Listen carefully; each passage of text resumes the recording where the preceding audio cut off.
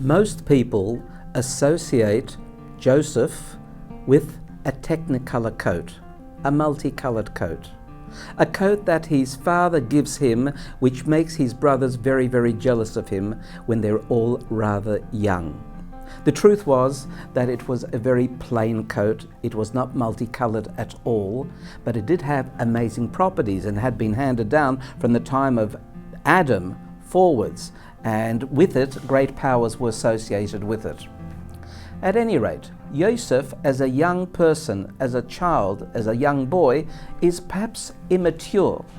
But with that immaturity also is given spiritual insights far beyond his years, and he doesn't know how to handle it, and causes his brothers thereby to hate him, and he's sold off, and he ends up in Egypt, as you know, and ends up being sold to the butcher, and then the butcher's wife makes sexual advances to him, which he resists, and he finds himself in a dungeon, and he's the subject of scandal. He doesn't have an easy time of it. Ultimately rises to become second to Pharaoh.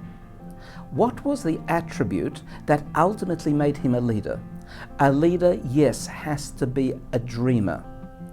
He has to be a person with vision, or she has to be a person who possesses a sense of future.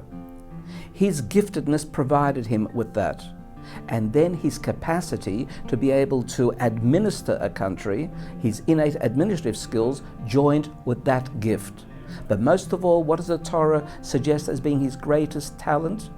To be able to reform his brothers and become close with them after a period of estrangement. So learn from this. If there's estrangement in your family, be a Joseph.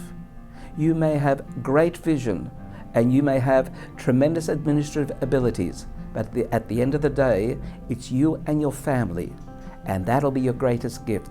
Bring the family together.